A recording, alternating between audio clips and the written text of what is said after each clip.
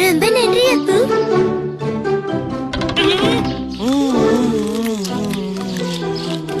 யானை தன்னோட தும்பிக்கைய பிரமாதமா பயன்படுத்துது இல்ல?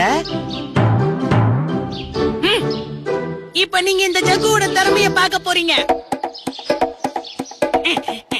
நாங்கெல்லாம் சுனாமிலேயே சுமிங்க போடுறவங்க.